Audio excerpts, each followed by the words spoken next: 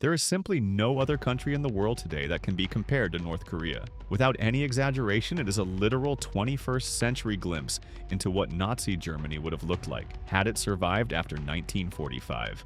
There's no such thing as due process or human rights there, and hundreds of thousands of people are existing right now within these camps, living out this hell every day. This isn't history, it's happening right now, as you're listening to my voice. Obviously, if you were one of the ones trapped inside of this real-life nightmare, you would want to escape. The issue though, North Korea is without a doubt the world's most difficult country to escape from, primarily because they don't allow you to escape. The penalty for trying to leave the country in many cases is treason, concentration camps, and death. For many, this is all the deterrent needed to keep them in line.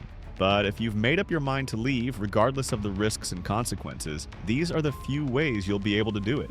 Unfortunately, none of them are easy, and they can each have their own geographical challenging issues to account for. The most obvious destination for escape, though, is South Korea, a free, liberal, and rich democracy, and the exact polar opposite of North Korea. You see, what makes South Korea so good is they claim legal authority over the entirety of the Korean peninsula, meaning South Korea claims all 26 million North Korean citizens as their own. So if you make it to South Korea from the north, you are guaranteed citizenship, a future, and effectively in the clear from Kim Jong-un and the North Koreans.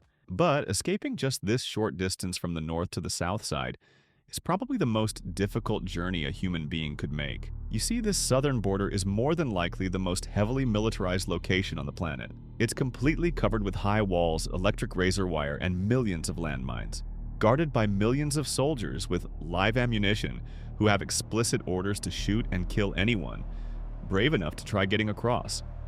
Escaping this way might be the quickest, but it's also the most dangerous and risky. Your odds of success are very low, but despite that, many have still tried and come out victorious.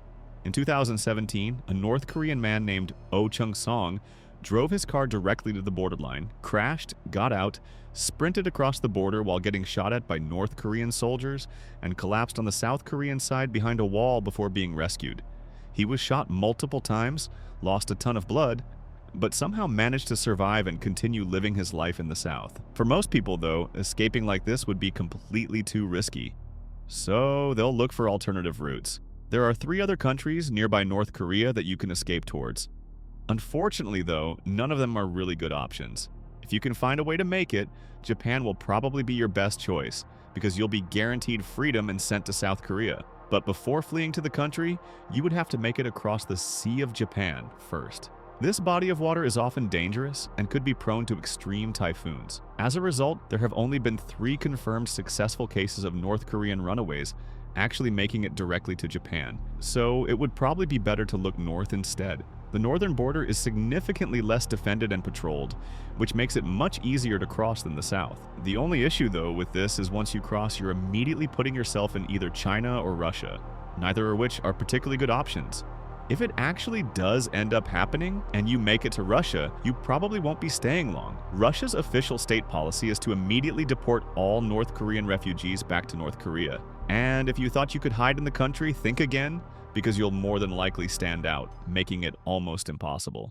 As a result, escaping into China would be the significantly more popular and less risky option. You see, it's relatively easy to make it into China, but using China as a forever home is not likely. China is not safe because, just like Russia, their policy is to deport all North Korean refugees straight back to North Korea, where you'll almost definitely face a gruesome demise. On the bright side, though, many places in China like Yanbian have significant Korean ethnic minorities of their own, who are naturalized Chinese citizens, meaning that it's probably easy to hide there for a while and avoid detection from the Chinese authorities.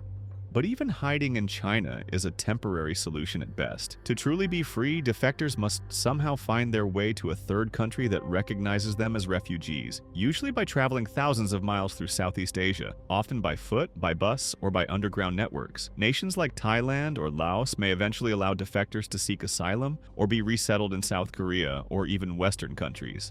But the journey is incredibly dangerous, and many are caught along the way. Even if a defector makes it to freedom, the trauma doesn't end. Most have left behind family members who could be punished or killed in retaliation. Many carry the scars of a life lived under constant fear, hunger, and surveillance. And for the few who do make it out, they often live with the weight of being among the very few who ever did. North Korea is more than just a dictatorship.